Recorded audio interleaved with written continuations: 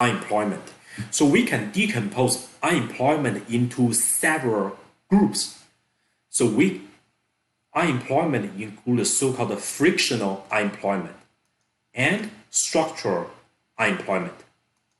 What's a frictional unemployment? The idea is very simple because job search takes time.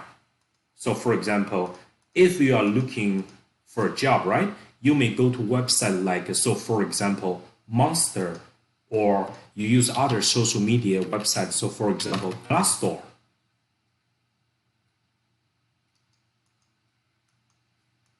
Glassdoor job search, right? So first, you have to look at all the job postings to find a job you are interested, right? Then you submit a resume.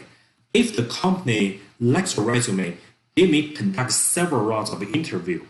Next, if the company gives the offer, but you may receive more than one offer, right? Then you have to negotiate with all employers about your salary, benefits, right? And eventually you're going to make a decision whether or not to take a job offer at a particular company.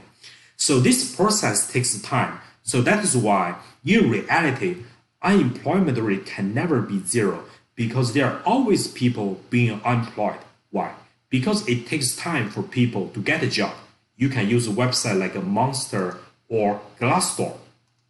So frictional unemployment comes from job search because job search takes time.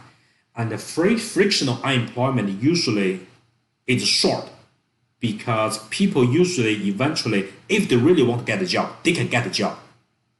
But their educational background may not necessarily match the job they get. So for example, you may have a Harvard medical doctor degree, right? You can get a job working at the KFC frying chickens there, right? But even in this case, you'll be considered as employed by the US federal government. So this is a frictional unemployment. There's another type of unemployment called structural unemployment. Structural unemployment has nothing to do with the job seeker.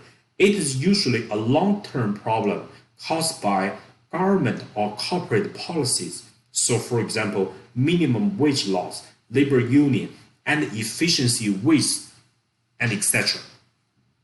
Remember minimum wage law we covered before the first midterm exam. Some cities, like so for example, Seattle,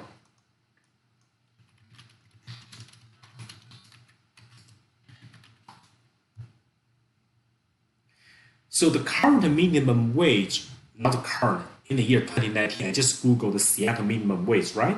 It's $12 per hour. But Seattle is a very expensive city to live in. The CPI is very high in Seattle. So that means making $12 per hour may not be enough to make ends meet for workers working by hourly wage in Seattle. So the city may pass law imposing the so-called $15 minimum wage.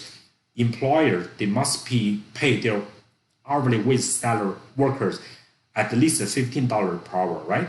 Remember, from the supply and demand analysis, this is going to create a what? So-called labor surplus in Seattle. Because many workers, right, they may live in Idaho, Oregon, and if they have heard of $15 minimum wage in Seattle, they can move to Seattle looking for those type of jobs, right?